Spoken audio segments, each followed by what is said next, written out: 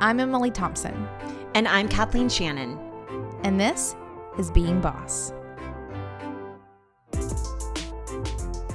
In this episode of Being Boss, Kathleen and I are recording live with our community of bosses at the first Being Boss conference.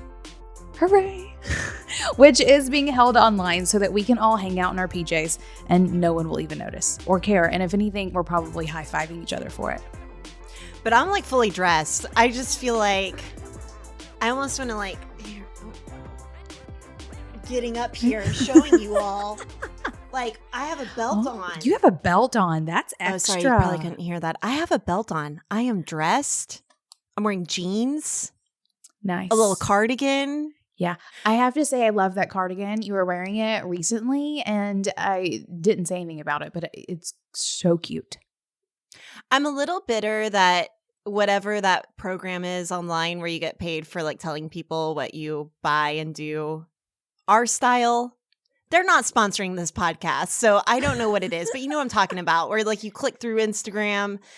Anyway, people are always asking me, one, what piano app my son is playing, which is Simply Piano, not sponsored. And then two, where this cardigan is from, which is it's from Target. Oh, no way. It's adorable. Yeah. Target. Oh, I love it. I'm a Target girl. Well, good. Well, it's officially like pretty spring here, like warm spring, which means I'm not wearing pants for the next 6 months. I just feel like I need to say that out loud. Are you just like in underwear? I'm in a dress. Oh, dress. Mm-hmm. Those are things. Dresses are things. They're my preferred things. I don't think I'm going to put on another pair of jeans until fall, until it's so cool, which for me isn't that cool, that I have to wear pants. So over in the comments, people are talking about hard pants, quote unquote hard pants. I'm not going to wear hard pants for quite some time. I'm very excited about it. Oh, and Tasha says that she's with me. Perfect. No pants club. I love it. So we are on day 2 of the conference. It's been an amazing first day. We just had an amazing sort of opening for the second day. We had a breath work this morning with Amy Koretsky, which had everyone feeling all kinds of feels, I think emotionally, but especially physically, which is always a surprising and exciting thing about breath work to me. And as she was talking about tingling hands, I was thinking about you, Kathleen, in the first time that you did breath work and we're talking about your Tyrannosaurus Rex hands. Yeah. My hands like completely locked up the first time I did breath work. And I got all scared. I was like, is this supposed to be happening? I think I even texted Amy during it. I was like, is this normal? She's like, yes, it's fine. You're fine.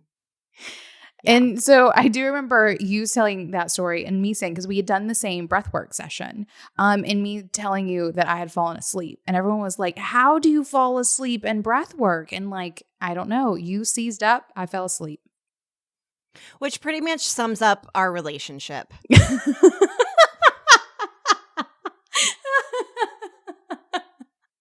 Perhaps so. Yeah. Perfect. That is true. All right, so I'm feeling almost self-conscious recording live right now. I keep forgetting that we're at a conference now at this point. Yes. It feels like I'm just talking to you, and I keep going into like my resting bitch face, like looking at my notes. But I need to remember, people can see us. People can see you, and they're hearing you live, so careful. I know, friends. There's no like editing that out. I know. Edit this later, Corey. Right. It's going to be fine. So we've done a day and a half of the conference so far. What's been your favorite part? Oh, I want to two things. One is the amount of conversation that has been happening in the little chat box. We've been using Crowdcast, like an online platform, and everyone's chatting so much. It almost feels a little like old school AOL chat room vibes. Like everyone's just having a really good time. So that's been really exciting and surprising, like an unexpected surprise. So one is just the people. And I thought that that was what I was going to miss the most. I mean, it's obviously what I miss the most about New Orleans and the New Orleans itself. But I've really been feeling engaged with everyone, and that's been so nice. But then my next favorite thing was the writing workshop so far with Maya Toll. And I know that whenever we started brainstorming this conference, we were like, okay, it's a little bit different than a vacation where we're not just all hanging out. Like, we want to do things. And one of the things that we all want to do more of is make things with our hands, to actually be creative, to actually do the thing. And so last night's workshop with Maya Toll was putting pen to paper and tapping into like a creative part of my mind that I haven't tapped into in a long time. And so it was just so refreshing and fun to do some creative writing at the same time as other people. There's something energizing, even if it's from a distance, about being in it with other people. And so that was really incredible. How about you, Emily? What about you? Yeah, I mean, I have to say the chat is the thing that makes me it makes me the most excited and is the best validation that I can get from this event, having the bosses show up and sort of cultivate this community in a way that we've all wanted to. That's why we all signed up for this thing. I mean, content is great and definitely a key part of it, but it was also we can hang out with each other, and that's what we're doing. We're all hanging out with each other.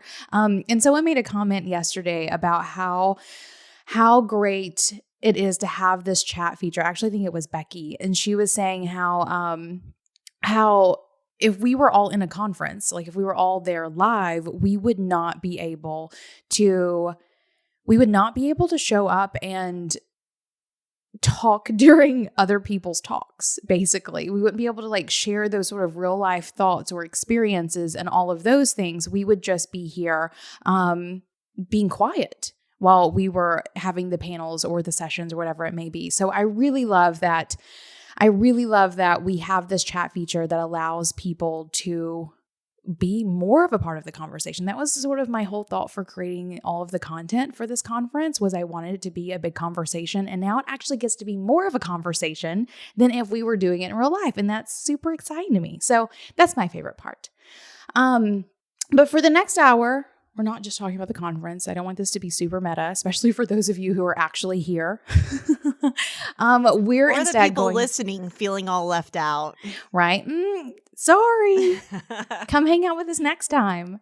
For the next hour or so, we're going to be chatting with each other, Kathleen and I, and occasionally commentating on what's going on with the bosses in the chat box.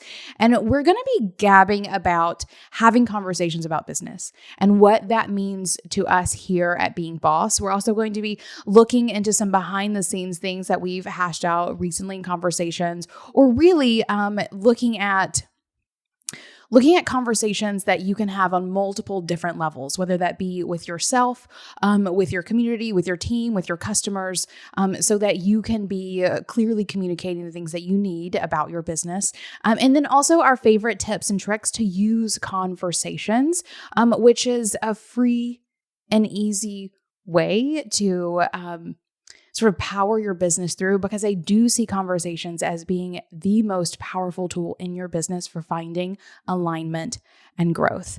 And as always, you'll find all the tools, books, and links we reference on the show notes at www.beingboss.club. So let's do it. You ready? You guys ready? I'm ready. I love doing these live. We haven't done a live podcast in forever. It's fun. All right. So I want to start this whole conversation out with a little story. And this story takes place this summer, right after Kathleen and I made the decision that I would take over Being Boss and that there would be a partial buyout. It became very clear to me that I needed to sort of get back in the saddle after we had sort of decided that we were going to slowly start shutting Being Boss down.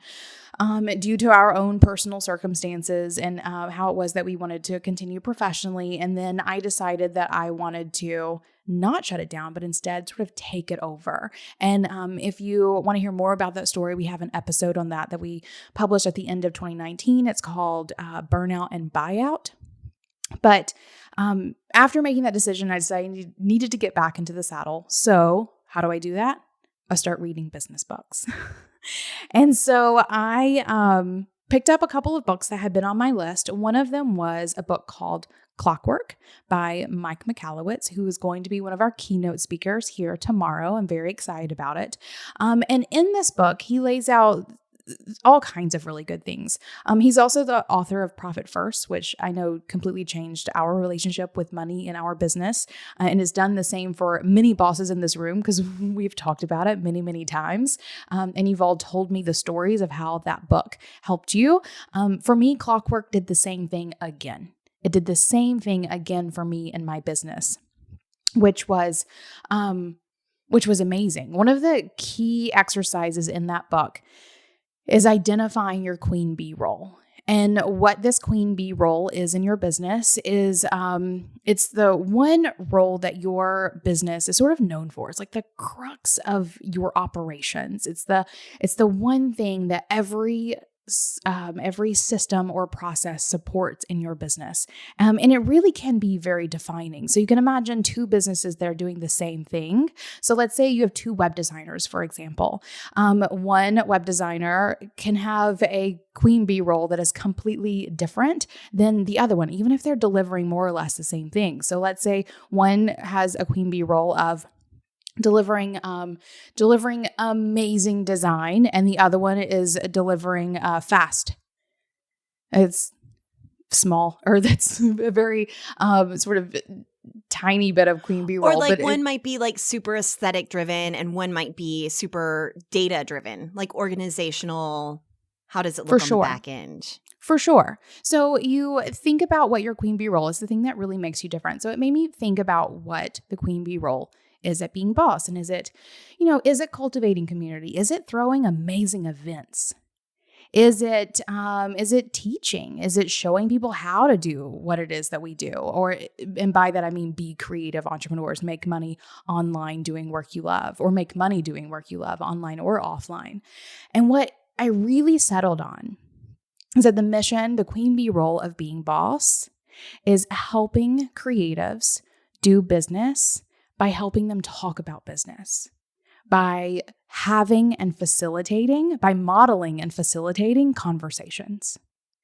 And whenever that sort of settled in my mind, everything we've ever done made so much sense to me. Finally, like all these sort of pieces started coming together. The fact that we started with a podcast that was the two of us getting together to talk about business, and how we were finding value in those conversations. So we turned it into a podcast where other people were finding value in those conversations. And so that was the modeling conversations.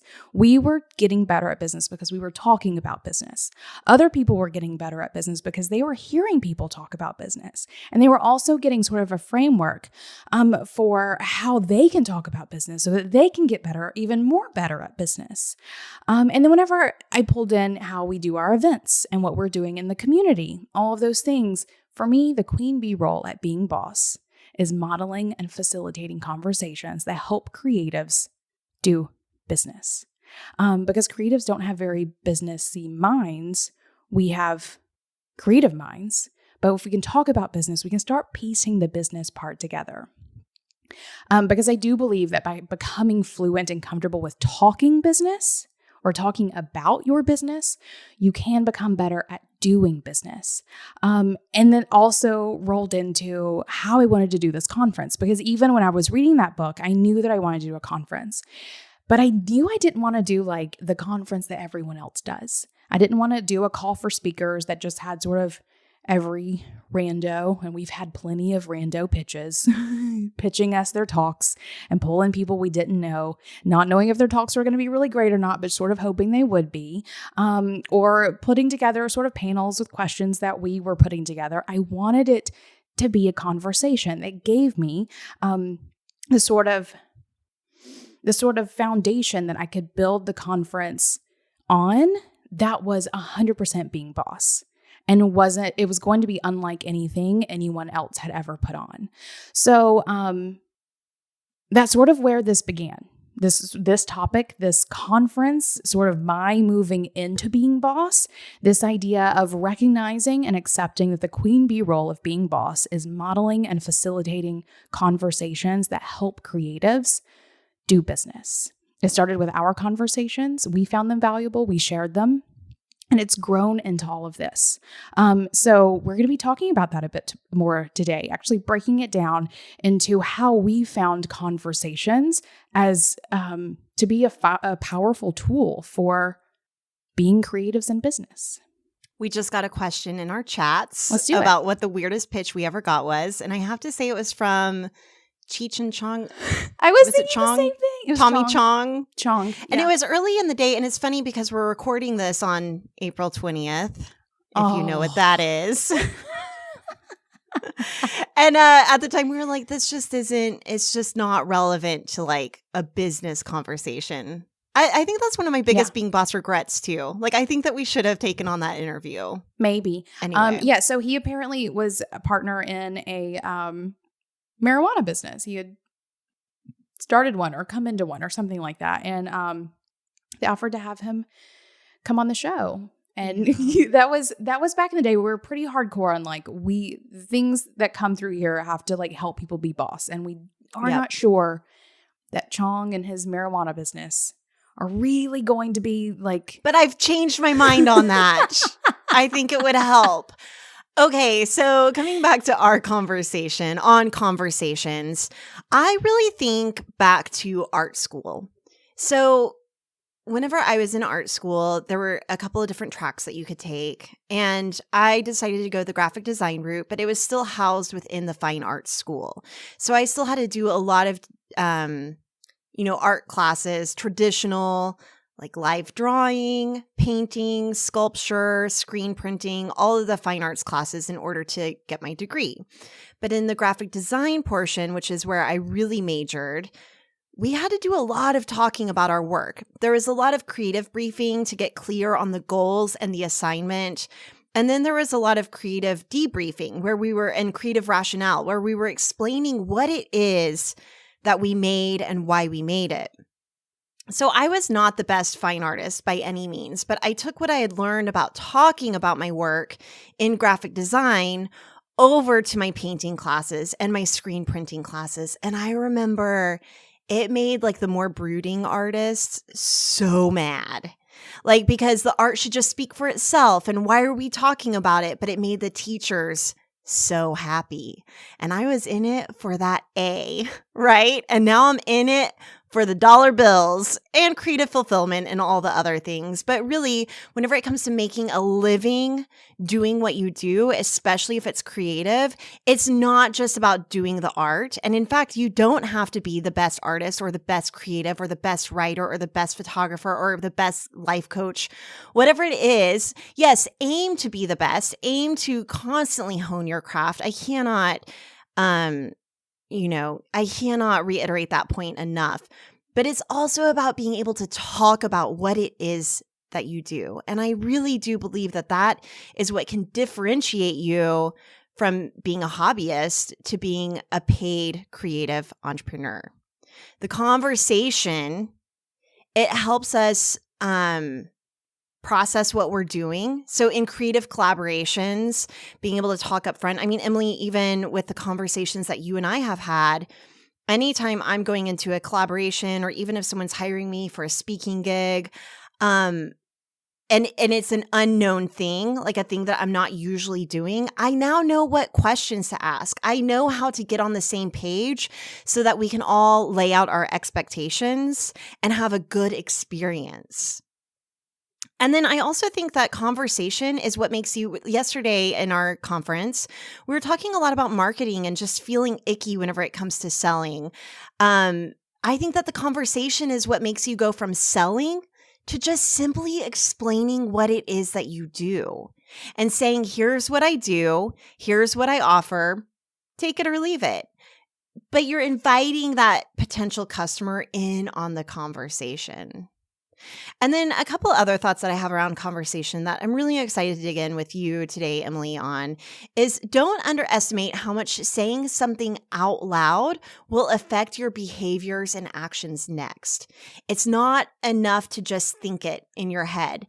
Especially right now, like we're all spinning a little bit. We either have a lot of ideas or a lot of paralysis. I think that if you can write it down and even read what you've written down, like read your ideas out to a trusted friend. Emily, you and I do this thing constantly where we kind of preface a conversation by saying, okay, here's this idea that I have. Is it good? Is it bad? I don't know, but it's like a trusted, safe space. And then finally, conversation is communication, and really it's so much more than just what you're saying. It's the intention, it's what you're trying to communicate and to whom, whether that's a business partner, a new employee, a potential collaborator, someone that you're pitching to be on their podcast. It's communication, and it's relationship building. And I think that relationships, yesterday we were also talking about word of mouth being your number one marketing tool. And that happens through conversations and relationships. Yeah, 100%. You just laid out several ways in which conversation elevates not just sort of the business part, but the creativity part, which is the underlying sort of foundation for all of our businesses. And if you can get that and then work up, so get the conversations around creativity and then work up from there, it never is like weird marketing or awkward selling. Like, you're just having conversation about what you do, which I think is really, really powerful. We have a couple of questions here. One is a question from Kim Dow, who's actually taking us back to that queen bee role. She asks, are you saying being boss's queen bee role is facilitating boss conversations, or your queen bee role, or both? So I'm saying that being boss's queen bee role. So whether I'm doing it or not, and that actually even gave me a really great perspective around building the business in a way so that I'm not the only one who is directly supporting the queen bee role, but I can actually build some operations, build a team around supporting that queen bee role in a way that it's not just me doing it. At the moment, I am sort of the direct supporter of that, but it doesn't always have to be that way. At some point, my role may be something else, or someone else may be supporting that queen bee role with me. And then we also have a question from Sarah, who says, how can I incorporate conversation into my physical product business, which is only online at this point? And I actually love the follow-up comment here that Kelly Knight gave, which is, what's your product? I love to tell the story of the purpose and origin of our products and how it aligns with our mission. I think that's perfect. I think telling people how you made it, why you made it, where it came from, the inspiration that brought you to it, any of those things are how you incorporate conversation. And you can do that in newsletters. You can do that in someone emails you and they're like, is this product 6 inches or 8 inches or whatever it may be? You can be like, I chose 6 because of these 4 reasons, or whatever it may be, as opposed to saying 6. There are a gazillion ways that you can pull this into product business just as easily, if in some ways, maybe even more easily than service businesses. All right. I want to talk a little bit about our favorite FreshBooks cloud accounting. So bosses, I have 2 ways that you can start making more money right now. 1, track and report your business expenses. Every dollar you spend on your business, from that new computer to that conference you want to attend, needs to be written off as a tax deduction. So for me, instead of itemizing at the end of the year, I like doing this as I go through my business bank account, which is automatically imported and sorted into FreshBooks. And then 2, invoice your clients and get paid faster. It can be hard to stay on top of billing, and, not to mention the anxiety that you get over asking someone for money, even if you've earned it. But this is why I love FreshBooks Cloud Accounting so much. It makes billing your clients so easy, professional, and even automated. FreshBooks has so many invoicing features, including getting paid, a deposit up front, setting up recurring invoices for retainer clients, and even being able to see when a client has opened their invoice. FreshBooks is the #1 accounting software in the cloud, designed to make billing painless for small businesses, freelancers, contractors, and side hustlers. Today, over 10 million small businesses and freelancers use FreshBooks to effortlessly send professional-looking invoices, organize expenses, and track their billable time. Try FreshBooks Cloud Accounting for free by going to freshbooks.com/beingboss and enter Being Boss in the How Did You Hear About Us section. All right, now we want to move into the next sort of segment of this episode and talking about the kinds of conversations that you should be having. And so maybe this will even help some of you figure out how this works into your business, but also other areas. So let's do this. I'm excited about this one. Where should we start having conversations, Kathleen? Well, you know what? I think the conversation starts with yourself, right? So one of the main pillars of being boss, whenever we come back to the basics of what it means to be boss, and now more than ever, I think is a time, we were just asked this on a mini-sode the other day, like what would we change about the book that we wrote 2 years ago? It's now been 2 years. And I find myself right now coming back to the basics more and more. It's almost like a reset, clean slate, start over, or a place to center myself. Whenever I'm freaking out, I'm like, okay, what is the tried and true? Forget the trends, forget the social media platforms. Like, what are the tried and true basics? And mindset is where it all begins, I think, whenever it comes to being boss. So the conversation that you're having with yourself can be a make or break whenever it comes to how you move forward in your business. So I would start the conversation with yourself by simply meditating. And I know that this can get tricky, but meditating is how you start listening. A conversation is a two-way road. There's the communicating, the talking, and then there's the listening. So let's begin with the listening. Emily, did you meditate this morning? Oh, no, I forgot. I forgot that I said that. So many things were said yesterday. But thank you for asking me that question. Now I've been reminded. Just here to hold you accountable. Yeah, thank so one you. thing that I've been doing is I have an Apple Watch and I love it so much. I couldn't live without it at this point. But I sleep with it on my bedside stand and then I put it on first thing in the morning before I even get out of bed. And I just hit the little breath button where it kind of ticks inhales and outhales. Nice. Where it tracks your inhales and exhales. And I just do it for 5 minutes. And that's been the best way for me to really get into like a breathing and listening practice. Once it warms up, I'll sit outside.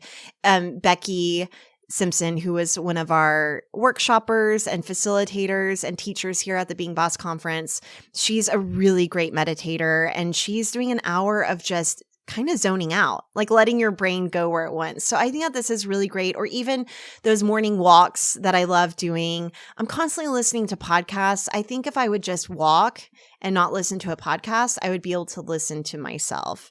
So that's been a huge one, is just meditating and listening to what it is that you're saying. And you're going to start hearing the little whispers of like what it is that you actually want. You're also going to hear those like that glaring bully that sits at the back of your brain that's telling you that you're not good enough or that you're being a fraud and all of those. So you have to start listening. Yeah, you have to listen in, I think, through meditating, but a lot of people like doing this through journaling. I think I'm probably better at journaling than I am meditating. And hold on, there was a thought there. Guys, this is what happens in real life. Sometimes I just get into a sentence and I'm like, what was I saying? Oh, I remember. And also using tarot cards. I think that tarot or oracle cards are, I think, pretty across the board, a favorite for bosses for having conversations with themselves. That's all it is that, well, depending on what you're buying into. It's more or less all that you're doing whenever you are pulling tarot cards. Kelly Knight isn't here. She's probably going to start yelling at me in a moment. You know what I mean, Kelly? You know what I mean? So journaling, pulling tarot cards can be a really great way for facilitating those conversations with yourself. If you have problems with journaling, you can also Google some journaling prompts. I think those are a great way for you to start having those conversations if you can't get that conversation going on your own. And I also, if we can even bridge that gap, thinking about using tarot spreads as journaling prompts. So if you aren't a tarot card reader, look up some tarot spreads. They have really great, insightful questions, or the kinds of questions that's going to make you dive pretty deep. And instead, journal using those questions as journaling prompts. Then I also think you can use creativity as a way for you to have conversations with yourself. Making things is a conversation that you're having with yourself. I recently started picking up a more fine arts practice again recently with painting and making things with my hands. And one of the things that really came top to mind with that was, oh, these are choices that I'm making. Like whenever I'm putting a brush to a canvas or doodling, I'm making choices. And that was a really interesting revelation that I didn't have in art school.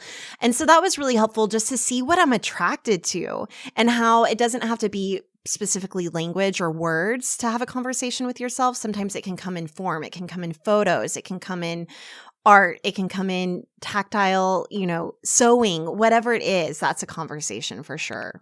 Yep. I also love the idea of using mantras to force a conversation with yourself.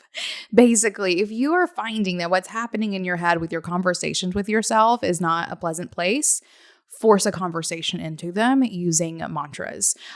So whatever it is that you want to believe, feel, whatever it may be, repeat those things to yourself, so that you can start moving those personal inner conversations in the direction that you want them to go. What you repeat, you believe, and it's just such a good way to carve out some new neural pathways.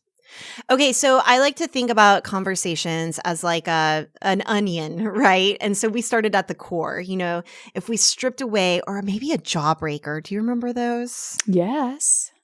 I would like make my tongue bleed on them. I was into some jawbreakers. But starting with yourself, like you're the core. And so now we're going to expand out, right? So the next conversation that you're going to be having, I think, is with your community. So your inner core group of people. So this might include your business besties. It might include a trusted mastermind. It might include your best friend or your business partners, like your community of people that you trust. And I want to say here too, by community, I don't mean the people who follow you on Instagram. That is your audience. I do think there's a difference between your like tight-knit community that we're talking about and your larger audience. So just want to draw that line there. Mm-hmm. And so conversations with your community are amazing for seeing things from a different perspective. So I know that in our early business bestie conversations, well, and even now, Emily, like we're constantly saying, okay, I need to get your perspective on this because we are so different in so many ways. And this is why we've been able to create something bigger than ourselves, is because we've been able to brainstorm and troubleshoot and look at things from different angles and bring our own perspective to it. And it creates like this magical space in between us that really is where the conversation magic happens. It's like this third entity. It's not just my ideas. It's not just your ideas. It's our combined ideas. Yeah. And we've definitely found that that's where some amazing magic happens. You use this place for, brainstorming any and all kinds of solutions for things that or things that are happening in your business. You use this for troubleshooting and just generally problem solving things. This is a place where you're also showing up and giving everything. Like you're not holding anything back. You're not saying, ooh, people pay me for that. Like, no, you like give in these spaces completely. And these people can be, I definitely also think of it as just funny. What's really funny is I actually did a talk on this last week for another virtual summit where I basically drew a jawbreaker. And it's so funny to explain this idea that like inside is you, outside of that is sort of this very tight knit. I was calling it my tier 1 community. These are the people who are in sort of peer mastermind groups.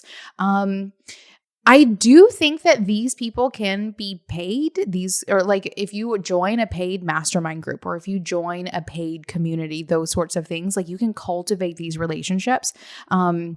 To be the sort of inner tier of your hardcore business besties for sure.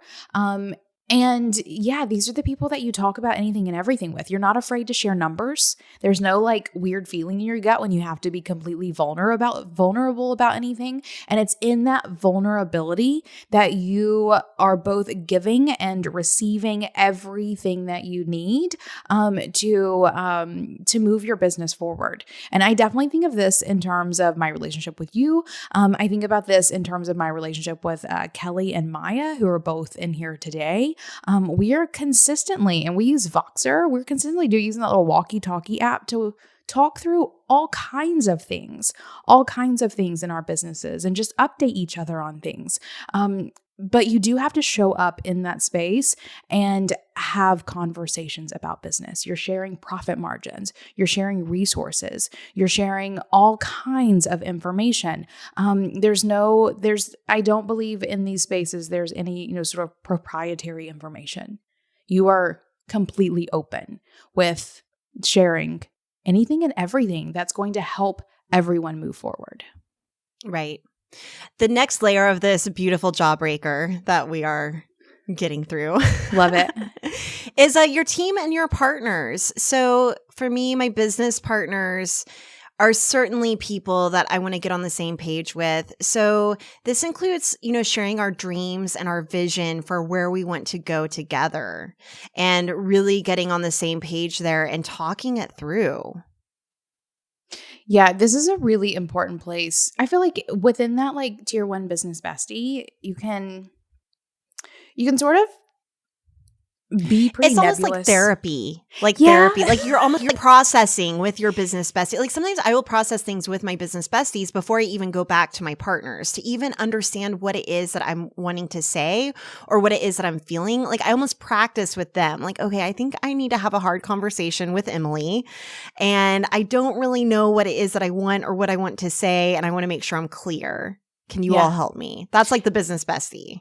Exactly. So things are pretty nebulous and you work things out and then you go to your team and partners. I definitely learned a couple of years ago, and not so much with you, but with other business partners. Like I feel like we cross that line very nicely. And we know when we're having funny, we'll even sort of open a conversation with this is just a business bestie conversation. Like this is not a business partner conversation. This is a business bestie conversation. Right. Later we'll do the business partner conversation. Right. But you take those sort of nebulous ideas, you work them out with your business besties, and then you bring them to your team and your partners fully formed and ready for action.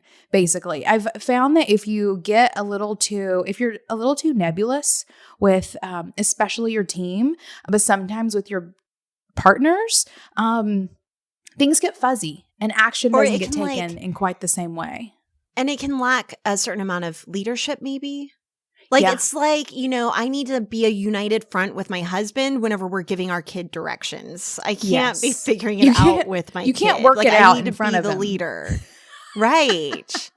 But there is like a fine line there because I love running an authentic and transparent business. So especially right now, I want my team to know things might feel a little scary right now. Or I want them to know if we're super excited going into a pitch. I want to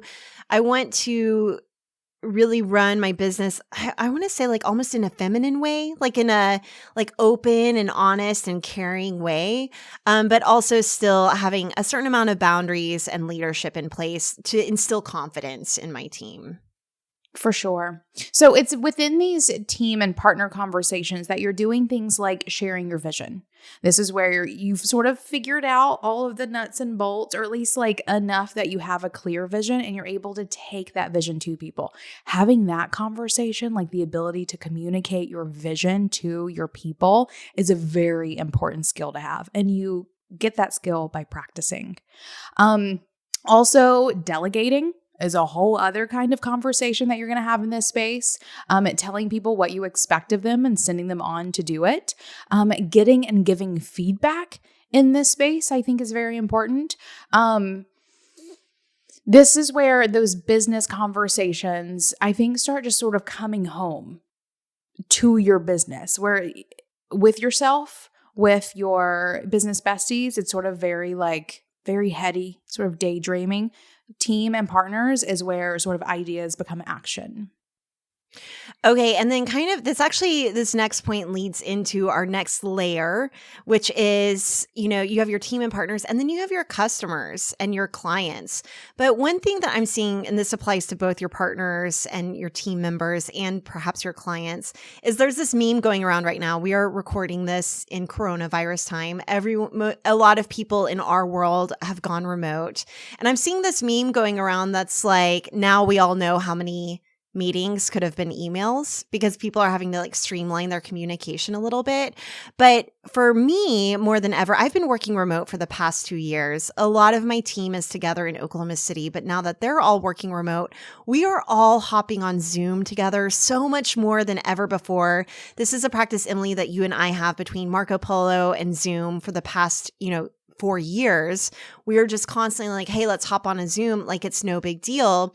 And for me, I will say emails are nice whenever you just need an efficient and quick answer, but I do love talking it out. I love seeing people face to face. It really does help, one, get clear. Like I feel like there's a lot less mistakes made whenever we can all get face to face. Two, it makes us human and we can all see the more nuances of what it is that we're trying to say. And if someone's kind of has an unsure look on their face, we can dig a little bit deeper into the idea. We can get some clarification. And so I think that it's really great to just get some FaceTime, to get on the phone, to get together and talk it out. Anne in the comments here earlier posted that extroverts especially need to talk things out before they are even able to articulate what it is that they're thinking. And I think that that is incredibly true. At least for me, I need to talk it out. So communication sometimes means it's not just an email because you can't always get your tone across. Sometimes it means picking up the phone or hopping on a Zoom. For sure. Let's move into conversations with customers, because this is one that we've definitely been talking a lot about over the past day and a half, and is an important piece of doing business. So when it comes to having conversations with customers, what does that look like? Yeah, well, it looks like not being salesy. Like everyone feels icky whenever they get salesy. And for me, this looks like cold pitching. This looks like using those marketing tactics that someone's trying to sell you on, like this, sophisticated funnel, which are super tempting. And I know that we've even tried them before to be like efficient and to reach more people. But for me, it always comes back down to the basics, which is simply saying what it is that I mean, explaining what I do, letting my client, especially in the conversation along the way, to show them that I'm really listening to them. At Braid Creative, part of our process is having these check-ins along the way. So we're listening to what it is that they're trying to get out of their branding. We're listening to how they want to position themselves. We're listening to the actual literal words coming out of their mouths. And then we mirror it back to them. And it's not this like Don Draper surprise at the end of our engagement where we're like, Don Draper's from Mad Men on AMC if you haven't seen it. Anyway, it's not like this, like, and here is your shiny, flashy brand. I think as creatives, we often want to make our work appear as if it was magic. And oftentimes it's because it comes so easy to us that we're ashamed. We're like embarrassed by how easy it comes to us. So we want it to feel inaccessible to our client. But it's not easy to your client. And so for me, and this especially relates to service providers, Emily, maybe you can speak more to the product in a second, but for me, it's peeling back the curtain and showing people how it works, listening to them along the way, showing that I'm listening to them along the way, bringing them in on that conversation. And it always leads to I would say 95 to 99% enthusiastic approval because they've been there along the way. And so for me, that's what that conversation looks like with them. And then whenever it comes to getting new clients, just simply saying, okay, this is the conversation essentially and the deliverables that I had with a past client, very similar to you. Here's how it worked. And here's what you'll get. And again, it's a conversation. And also inviting people to bring up their concerns. Like, do you have any concerns? Is there anything that you don't like? We're so afraid to hear what it is that we don't like. But if you can just ask the question and shine a light on it, it's so much less scary. So for me, the conversation is crucial, important to everyone getting what it is that they need and what they want out of the process. 100%. And it's very similar with product as well. If you want someone to like your product that much more, tell them why you made it, where it came from, where the inspiration came from, all of those things I talked about a moment ago. Because people are just as curious. And I think that's only going to become more and more so. I absolutely anticipate there being this move to supporting local in a way that we have never seen before. And they're going to be interested more so than ever. Why it is that you've created this thing? What made you want to do it? Why did you get into this field in the first place? What skills do you have? What do you think about the process? Why did you choose to do these things in this way? And the more that you can share that, whether that's through your content or with those customers, the better. And, at Almanac, we're both online and offline, currently significantly more online than offline. But we're still having those conversations in email. People are asking us constantly, emailing us saying, well, tell me a little bit more about this crystal, or do you have crystals for these sorts of things? Or why is there a zodiac sign on your candle label? People ask questions, and having not just answering them, but having a conversation, opening up a conversation, and asking them again, do you have any questions beyond that? Like in what ways can I, shed more light on the situation or this product or whatever? These are the ways that you have those conversations with your product customers as well. And those conversations will usually equate to some of your most engaged customers who just come back time and time and time again. It is absolutely worth the effort and time investment to have those genuine conversations, because I absolutely believe that a feeling of authenticity is a product of having vulnerable, honest conversations. No one's going to think that you're being weird salesy. No one's going to think that that you're pulling their leg or whatever whenever it comes to your product or your service. If you are showing up and just vulnerably sharing, they're going to see that authenticity and they're going to buy into it. Every business has that thing that it's known for, that role that it must protect at all costs. For many creatives we know, that involves educating, sharing your gifts of knowledge, and helping others achieve something in their life or work. If you're one of those businesses and you're looking for an easy platform that allows you to create courses, digital downloads, and maybe even a membership site, then we suggest you check out Podia, a hassle-free way for creators to earn a living from their passion. Get 14 days free with no credit card required by going to podia.com/bosses. All right, next up, we have our tips for talking business. So we I talk business for a living. I think that we may have talked business more than anyone else we know. Have you ever thought about that? I have. No, I haven't. I feel like we've put more hours into talking business than maybe anyone else we know. Is that why Maybe. I feel like I have nothing left to say? Definitely maybe. For sure. Yeah. So let's talk a little bit about how we talk about business. I think that I even just saw someone in the questions say, sometimes it feels scary or nerve-wracking to have hard conversations. I hate confrontation. Any tips to ease the tension or how to approach these talks, and anytime I've noticed even conversations that aren't hard, that are just even direct, can feel confrontational. To even just say what it is that you need can feel confrontational whenever it's really just stating your needs. So this is something we are well practiced in, and I would love to just talk through these tips about how we talk about business. So Emily, what's your number one tip for talking about business? What have you learned over the past 5 years of talking nonstop about business? Right? All day, every day. I think when it comes to hard conversations and sort of directly answering this question, it's just practice. It's just showing up and doing it. It gets easier over time. And I always feel myself progressing when I have to fire people. Like that's always sort of the conversation that is my milestone for whether or not I'm getting better at having hard conversations.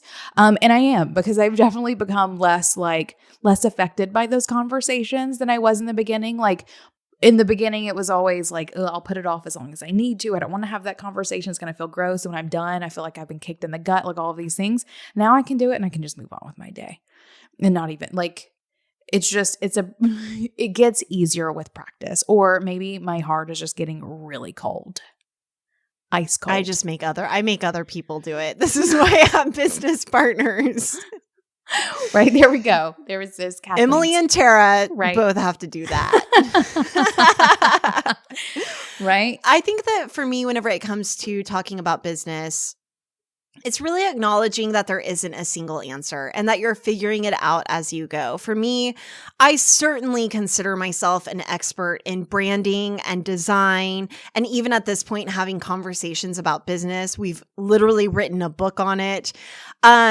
But I don't have all the answers. And I think as soon as I let go of the need to be right, I was able to have hard conversations and able to have, easy conversations and able to have decisions that move my business forward. There's a lot of decision making that happens in conversations, and it's not about being right. It's just about moving forward. It's about having the confidence to say what you need or what you think or what you like or what you don't like. So it gets easier with practice too. Mm-hmm. And you practice by just showing up. So the more you show up to do it, the easier it's going to be. And I think that's showing up on all levels of that jawbreaker, right? It's doing it with yourself as often as possible. And I didn't even actually, here's another very important conversation you need to be having with yourself, and that's the money conversation. I think that's like looking at your bank account, looking at your profit and loss sheet, looking at those things and having the conversation with yourself about what's happening in terms of the money part of your business. So I think doing that one regularly every month, if not every week, why not do that? But definitely every month. Showing up for yourself and your business in that way. Also doing it regularly with your business besties. So Kathleen and I started with just occasional calls every month or two for the first couple of years. And that was amazing for both of us, sort of traversing those first couple of years of doing business online as creatives. It wasn't every week. It wasn't even every other week. It was like once a month or two, maybe once a quarter here and there. I also think that doing bi-weekly or monthly calls with peers is imperative. And I do this on a couple of different levels too. I have my bi-weekly calls with Maya and Kelly, who are in here, where we're getting on and talking business. We're also kind of talking more or less every day. But those bi-weekly calls are where we're really getting in and like getting into the meat with whatever we're dealing with at the moment. I also have a couple of people that I schedule monthly calls with. And these are even outside of like the podcast, like podcast aside, these are just like conversations that I'm having about business with other people. So showing up regularly to talk business, and this can be online or offline. Some of my early business besties was all just like chatting in Skype. Remember when people chatted in Skype? I don't remember that. Oh, well, I don't remember that was much post-AIM. though. Right, it's fine. Right, Sammy Joe and I, we need to get back on that. Sammy Joe and I were having monthly calls before the holiday season. They were both like, we can't see each other until after Christmas. And then for me, it was after conference. So yes, Sammy Joe, we'll get back on that.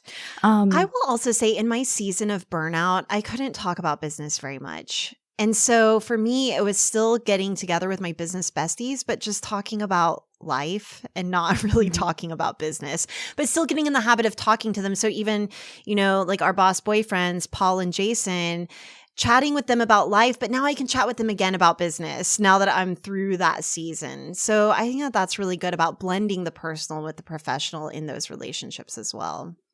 Yeah. I'll say for me, talking business helped me through burnout, which is another way that Kathleen and I are polar opposites. Right? Where for me, it was staying engaged in those meetings and still talking about business and talking through things and hearing that other people were having struggles too, or that they were having amazing wins, whatever. It helped keep me grounded in a time when I felt very untethered. So I think using those business bestie conversations in whatever way you need to is important. And I do love this conversation of the blend between online or between business and real life. This is one of my favorite things about business besties. With business besties, you can go back and forth between the two pretty easily. But usually your life friends, you can't really talk business with. Right. You know, like you can't, like, it's not the same. They don't get it. They like, it doesn't work that way. But I love that with business besties, you can go back and forth between the two. They're a little more all-purpose friends, which I like. So one of the tips that I have for having conversations with your team, with your partners, is having codes. So I love having like coded language that helps us get into the right mindset. And it's this instant switch, right? So for Emily and I, it's here's a shitty idea. Like that's what we say whenever we are wanting to brainstorm and not be judged and to be open for consideration. And we don't have to lay it out. We don't have to say, okay, I'm going to give you this idea, but I want you to think about it. And I want you to, we don't have to set up the boundaries because the boundaries have been set by having that code. So for Emily and I, it's here's a shitty idea. What if we blah, blah, blah, blah, blah. And we always come at it with like, I don't know, like a certain amount of positivity, even whenever we're shutting the idea down and we're like, okay, here's why it's not a good idea. And it also makes you, again, that idea of like, it doesn't have to be good and it doesn't have to be right. It's just an idea. Or, I think of it as like we're tossing a piece of dough back and forth a little bit, and I'm like, okay, here's the idea. I'm tossing it to you and you're like molding it a little bit and then tossing it back to me and I'm molding it a little bit more and it starts to take shape into maybe a completely different idea. The other code that I love comes from Dr. Brené Brown, and it's the story I'm telling myself is, and that's just acknowledging like in hard conversations that you might not be right, that you might be feeling a certain way, but it really allows you to have ownership over what it is that you're thinking and feeling. And then my last one is Tara and I. So Tara's my sister and business partner over at Braid Creative. We have this thing that we've been doing since day one. That's acknowledgement. We say acknowledgement whenever the other person does a hard thing, like sends out a hard email or does a creative project that is very taxing and extensive, like editing a video. We say acknowledgement, and it's almost like a next level thank you. It's like a thank you for your expertise and for doing that hard thing. My husband always gives us a hard time because he's like, why don't you just say thank you? And I'm like, because thank you feels surfacey. Acknowledgement is like, I see that thing that you did. I really see it. And I really thank you for doing that. Right. One of the ones that you taught me was, and you actually use this in writing, but we also use this in our conversations, is what I'm really trying to say is. So you could be like talking about things and you're trying to get your thoughts in order and, the conversation could be going nowhere. And then you stop and you go, okay, no, what I'm really trying to say is this, this, and this. And that's always very helpful for sort of bringing that like crazy conversation energy into you just saying what you need to say. Can help keep it concise.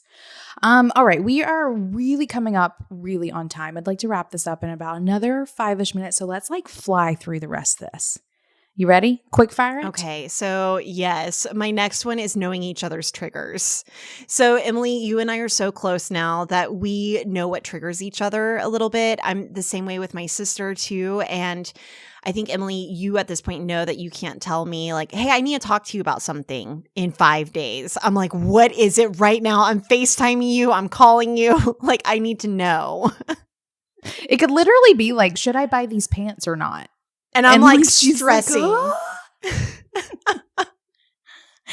Right. So definitely learning each other's triggers is very, very important for really keeping things level, even. Good.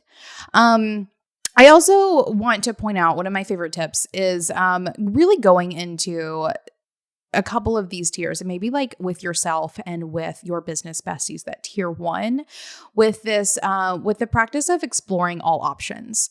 I think whenever you get into that tier of like team, especially like you've chosen your option and you're going to explain that option, but learning how to explore all options is really important. To not just go into it with like, here's how I want to do it, but really opening yourself up to other people's input to see different perspectives and how other people would do it. That's when real magic comes from having business conversations, is not just going in with a solution, but going in and really sort of masterminding a solution. And then also just generally using conversations as a tool. We talked about this a little bit earlier, using it as a tool for figuring things out, talking things out. One of the things that we do, I'm notorious about just messaging Corey on Slack and being like, I need to talk. And then he'll get on and I'll literally just talk to him for 20 minutes about this problem that I'm having, usually like some technical thing. And by the end of it, he said nothing, but I figured it out. Right. And I'm just like, thank you for helping me figure that out. And he's like, okay, whatever, bye. So like learning to use that as a tool is really helpful.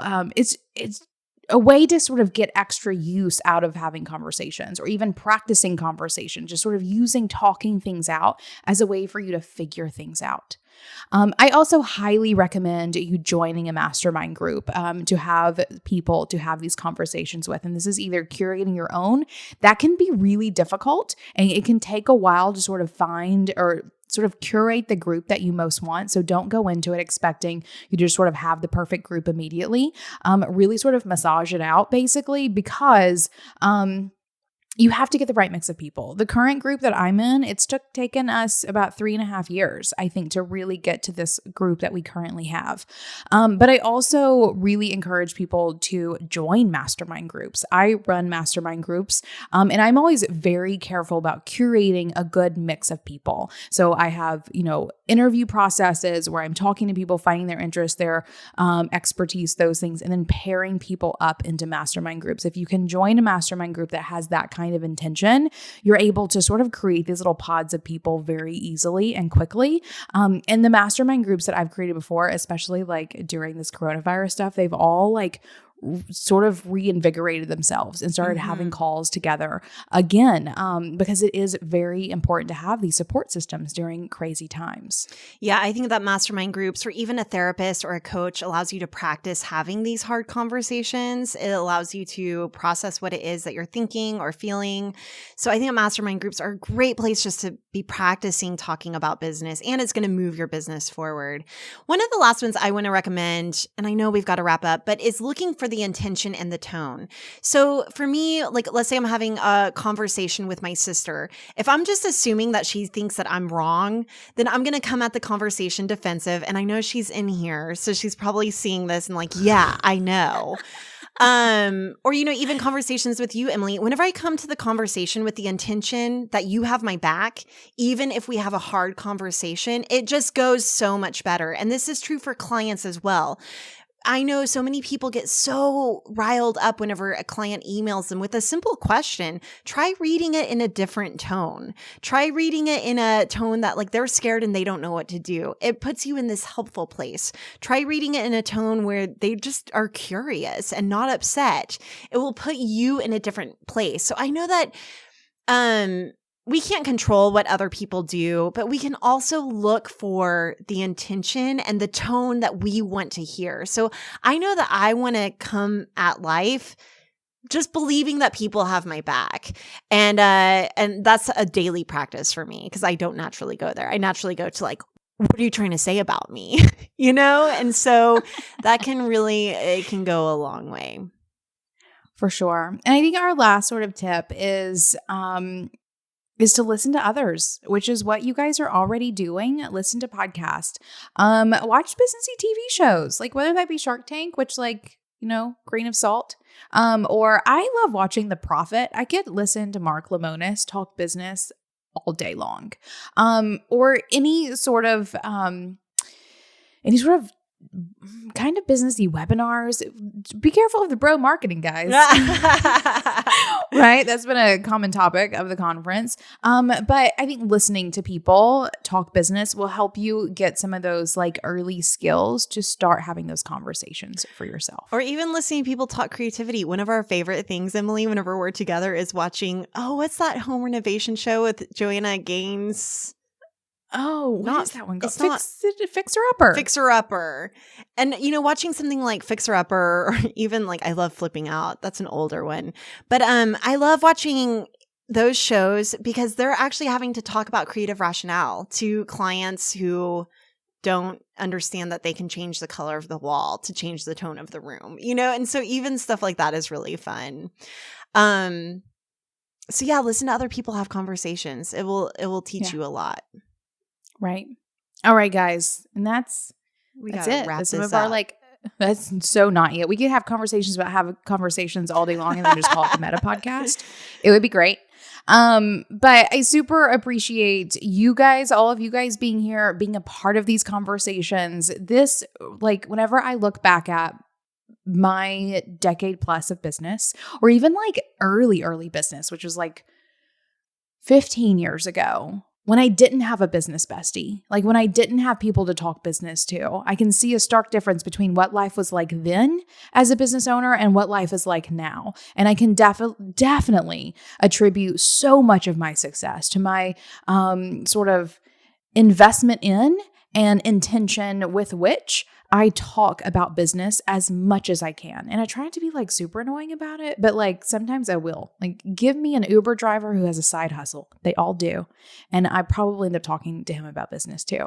But it is a very important skill and one that we've literally identified as our mission to help you do better so that you can do business better. And with that, I like to do a shout out to our conference sponsors. We have FreshBooks Cloud Accounting, who is obviously some of our long-term favorites, as well as Podia, who comes to play with us often, and Shopgood in Oklahoma City, who is always down to partner with us to create amazing swag bags, including this year's swag bag. They designed that and printed those bags for us. And I also want to do a shout out to our swag bag contributors. We have Band of Weirdos. Thank you to Andrea Holmes Art Studio, Metal Marvels, Social Granola, Denisa Art, Free Period Press, Chicken Coop Botanicals, Hawks and Doves, Modern Mystic, and Almanac Supply Co. Thanks for listening. And hey, if you want more resources, we're talking worksheets, free trainings, in-person meetups, vacations, and more. Go to our website at www.beingboss.club. Do the work, be boss.